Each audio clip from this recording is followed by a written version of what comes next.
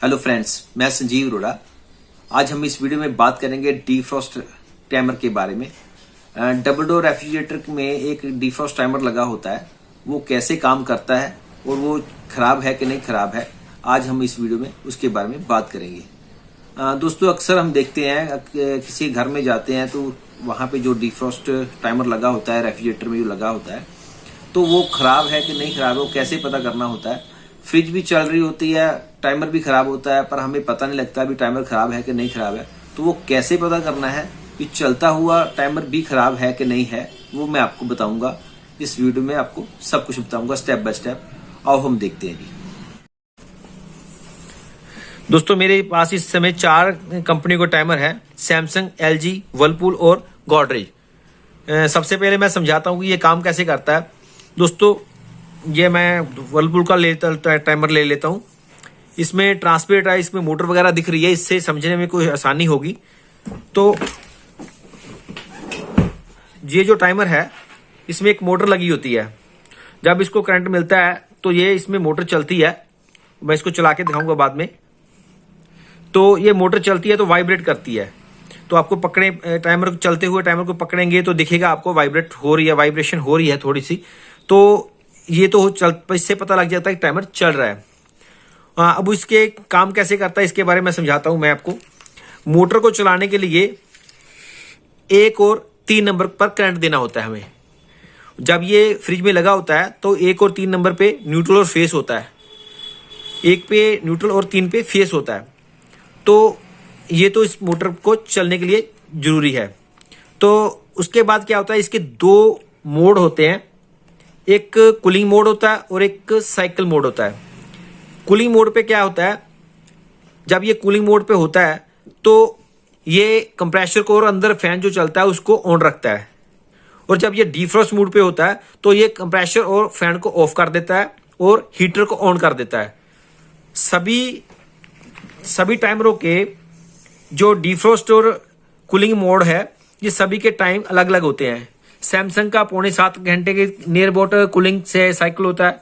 LG का 9 घंटे 40 minute मतलब 9.25 घंटे, और वर्लपूल का 8 घंटे, और गॉडरेज का भी लगभग 8 घंटे कूलिंग मोड होता है। और इनका साइकिल जो डीफ्रॉस्ट साइकिल होता है तकरीबन 12 मिनट का होता है, सभी का ऐसे ही नियर अबाउट होता है। तो ये अंदर से काम कैसे करता है इसको मैं समझाता हूँ। इसको मैंने टाइमर को खोल लिया है इसको, तो इसकी मोटर वगैरह जो ये वाली मोटर है इस जो अलग कर दी मैंने। तो अब ये अंदर से ये पत्तियां जो होती हैं ये दिख रही है आपको, ये कैसे काम करती है इसके बारे में आपको मैं समझाता हूं। तो हम ये टाइमर ले लेते हैं इसको। जब ये हम इसको 1 नंबर, ये हमारा 1 नंबर है, ये सैमसंग का ले लेते हैं। 1 मिनट पकड़िए इसको। हाँ, तो ये दिख रहा होगा आपको, सैमसंग का टाइमर है। सैमसंग में 1 नंबर, 4 नंबर, 3 और 2 नंबर है। हमेशा याद रखिए दोस्तों, कोई भी टाइमर हो उसके 1 नंबर के बिल्कुल साथ वाली जो पिन है वो कंप्रेसर को ही जाती है। उसमें नंबर में कोई ध्यान नहीं देना, अपने 4 हो 2 हो कितना मर्जी हो, ये इसको बात ध्यान नहीं देना। 1 नंबर के साथ जो भी पिन होगी वो कंप्रेसर को जाती है। और 1 और 3 तो अपनी जगह पे रहते हैं, 4 और 2 आपस में शिफ्ट हो जाते हैं। किसी किसी टाइमरों में ऐसे होता है, पर उसमें कनेक्शन सेम ही होते हैं। किसी भी को आप ये टाइमर लगा सकते हैं। तो अंदर से कैसे काम करते हैं मैंने आपको बताता हूं आपको मैं। 1 और 3 पे हम न्यूट्रल और फेस देते हैं। न्यूट्रल 1 पे होता है, 3 पे फेस होता है। तो जब ये कूलिंग मोड पे होता है तो मैंने वायरिंग डायग्राम बनाई है यहाँ पे, ये देखिए वायरिंग डायग्राम बनाई है। कूलिंग मोड पे क्या होता है, 1 और 3 को जब हम करंट देते हैं तो 3 नंबर अंदर से इसके साथ जुड़ जाता है 4 के साथ। तो फेस होके इधर से होके यहां से 4 नंबर कंप्रेसर को चले जाता है। तो इससे कंप्रेसर ऑन रहता है। जैसे कि ये दिख रहा होगा आपको, ये अब कूलिंग मोड पे है। तो 2 नंबर जुड़ा नहीं हुआ है इसमें, और 4 नंबर और 3 नंबर आपस में जुड़े हुए हैं। ये कूलिंग मोड पे है इस समय। तो ये तो हो गया कूलिंग मोड। तो अब डीफ्रॉस्ट में कैसे काम होता है, डीफ्रॉस्ट के लिए मैंने ये बना रखी है।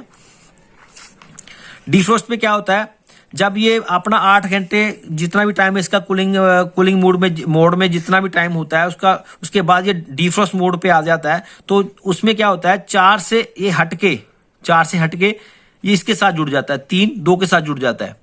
और जब ये जुड़ जाता है तो यहाँ ये वायर जाती है जो हीटर को जाती है, तो हीटर ऑन हो जाता है। और इसी तरह जब ये दोनों ये साइकिल पूरा हो जाता है तो फिर दोबारा ये 3 यहां से हटके 2 से मिल जाती है, 4 से मिल जाता है, जबकि ये कूलिंग साइकिल है तो ये 4 कंप्रेसर ऑन हो जाता है। ये जो मैंने ये दिखा रखा है ये मोटर होती है, और ये इसमें ये लिखा है कैपेसिटर है, ये मैं दिखा रखा है जैसे कि ये मोटर है और इसमें ये कैपेसिटर लगा हुआ है, छोटा सा कैपेसिटर, नैनो कैपेसिटर लगा हुआ है, तो ये कंपनी ने लगा रखा है। तो दोस्तों ये अंदर से कैसे काम करता है ये मैंने आपको अब बताया। अब इसको आपने खोले बिना कैसे चेक करना है कि कूलिंग मोड पे है कि साइकिल मोड पे है, कैसे चेक करना है तो मैं आपको बताता हूं। जब ये कूलिंग मोड पे होता है, जैसे ये मैं कूलिंग मोड पे जो वायरिंग डायग्राम बनाई है, कूलिंग मोड पे 3 और 4 आपस में जुड़े हुए हैं तो इसमें कंटिन्यूटी बोलती है। तो ये सैमसंग का है मेरे पास, 3 और 4 देखेंगे हम, ये डिफ्रॉस्ट मोड पे है। हाँ ये देखिए, ये मेरे पास सैमसंग का है, 3 और 4 तो दिख रहे हैं आपको। ये अब कूलिंग मोड पे है, तब क्या होता है 3 और 2 नहीं बोलते हैं। तो जब ये डिफ्रॉस्ट मोड पे होते हैं तो इसको मैं डिफ्रॉस्ट मोड पे लेके आता हूं, तो अब ये डिफ्रॉस्ट मोड पे आ गया। तो अब ये क्या करेंगे, 4 और 3 नहीं बोलेंगे, 3 और 2 बोलेंगे। 2 किसको जाती है, हीटर को। तो इसी तरह जब इसको ये नोब को घुमा देते हैं तब क्या होता है, ये डिफ्रॉस्ट मोड पे ऑफ होके कूलिंग मोड पे आ गया। तो इस तरह आप चेक कर सकते हैं भी अंदर से ये पत्ती वगैरह जो जिसमें जो दिखा रखा है अंदर जो पत्तियां ठीक है कि नहीं ठीक है, इस तरह आप कंटिन्यूटी से चेक कर सकते हैं, क्लाइमीटर से भी चेक कर सकते हैं और इससे भी चेक कर सकते हैं। ये तो अंदर का सारा सिस्टम हो गया। तो अब दोस्तों अब मैं आपको समझाता हूं कि अगर आपने किसी घर में जाते हैं और देखते हैं कि रेफ्रिजरेटर चल रहा होता है, काफी ज्यादा अंदर ऊपर वाली साइड में काफी ज्यादा बर्फ जम रही होती है, तो आपको कैसे पता करना है कि तो आपको कैसे पता करना है कि टाइमर खराब है कि नहीं है। तो चलती हुई फ्रिज में इसको चेक कर सकते हैं अभी टाइमर खराब है कि नहीं खराब है, उसके बारे में आपको मैं बताता हूं। तो क्या होता है कि आपका टाइमर फ्रिज में लगा होता है, मैं इसको ले लेता हूं और इसको चलाता हूं, दिखाता हूं आपको भी, आप समझ लीजिए आप ये फ्रिज में लगा हुआ है। तो मैं आपको दिखाता हूं कैसे चेक करना है इसको। दोस्तों इसमें मैं 220 वोल्ट करंट दे रहा हूं, 1 नंबर पे न्यूट्रल होता है और 3 नंबर पे फेस होता है, इसका आप ध्यान रखिएगा। दोस्तों केयरफुली काम करना है, यहाँ इसमें करंट होता है 220 वोल्ट और आपको झटका लग सकता है, तो कोई अनहोनी ना हो इसलिए आप बहुत केयरफुली काम कीजिए। तो अब मैं इसको ऑन करूंगा, ऑन कीजिए,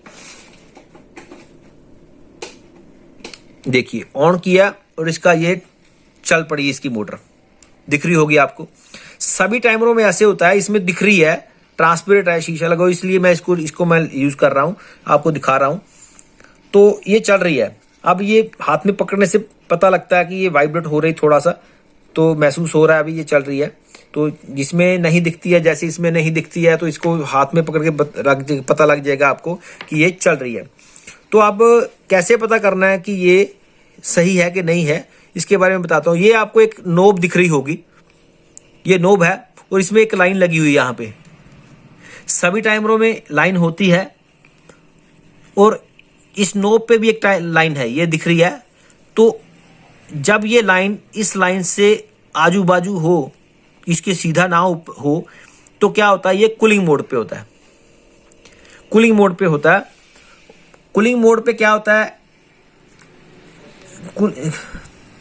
कूलिंग मोड पे होता है। तो कैसे चेक करना आपने कि ये सही है कि नहीं सही है, तो आप क्या करें, एक निशानी लगा लें यहाँ पे। दोस्तों यहाँ निशानी मैंने लगा रखी है। अब मैं इसकी लाइन जो है उसकी बिल्कुल सीधे लेके आता हूं उस पे। देखिए ये लाइन मैंने इसके सामने लेके आया, मैंने मार्कर से निशानी लगाई है। तो अब ये चल रहा है, दिख रहा है आपको, चल रहा है। तो क्या है, अब ये जो नोब है इससे आगे आ जाएगी जब ये चलता हुआ, अगर ये टाइमर सही हुआ इसकी नोब आगे आ जाएगी। पर इसी इतनी जल्दी नहीं आती है, तकरीबन 5-10 मिनट लग जाते हैं, क्योंकि ये 8 घंटे का साइकिल होता है। बहुत छोटी सी नोब है, इसको आने में, यहाँ तक भी आने में तकरीबन 10 मिनट लग जाते हैं। तो इसको 10 मिनट वेट कीजिए और उसके बाद देखिए अगर ये आगे आ जाती है तो उसमें क्या होता है कि ये टाइमर आपका बिल्कुल सही है। अगर ये टाइमर खराब हुआ या नोब अटक गई तो समझ लीजिए ये टाइमर खराब है। तो क्या होता है, अभी इस टाइमर खराब होने में क्या हो जाता है कि कूलिंग मोड पे ही रहता है ये, या डिफ्रोस्ट मोड पे रहता है, जिसी पे भी हो। वैसे कूलिंग मोड पे रहता है तो उससे क्या होता है कि कस्टमर कंप्लेंट करता है कि ऊपर वाले पार्ट में बहुत ज्यादा बर्फ जमती है और नीचे कूलिंग नहीं होती है। तो इसीलिए कस्टमर कंप्लेंट करता है भी उस नीचे कूलिंग नहीं है। तो हम जाके बायोमेटल, फ्यूज और हीटर चेक करते हैं, टाइमर को भी चेक करते हैं। वो तो तीनों तो हो जाते हैं, चेक हो जाते हैं, पर ये इसको चेक कैसे करना ये मैं आपको बता रहा हूँ। तो दोस्तों इस तरह ये 10 मिनट बाद मैं आपको अब दिखाऊंगा कि आगे आता है कि नहीं आता। अभी मैं 10 मिनट स्टिल कर रहा हूँ। दोस्तों अब ये तकरीबन मेरे पास 10 मिनट हो गए हैं। आपको दिख रही होगी कि ये लाइन इस लाइन से थोड़ा आगे आ गई है, तो इसका मतलब ये टाइमर ठीक है। तो ये तो हो गया कूलिंग मोड पे हो गया। डिफ्रॉस्ट मैंने बताया था, यही लाइन जो है इस लाइन की बिल्कुल सीधी हो तो तब ये डिफ्रॉस्ट मोड पे होता है, और अगर ये उससे आजू बाजू हो तो क्या होता है, कहीं पे भी हो यहाँ पे, तो इसका मतलब होता है ये कूलिंग मोड पे है। दोस्तों ये वीडियो आपको कैसी लगी प्लीज कमेंट करके जरूर बताएं, और प्लीज कमेंट जरूर कर दीजिए, इससे हमारा हौसला बढ़ जाता है। और प्लीज अगर आपने मेरा चैनल सब्सक्राइब नहीं किया हुआ है तो चैनल सब्सक्राइब करिए और बेल आइकन को दबाना ना भूलें। Thank you for watching. Thank you.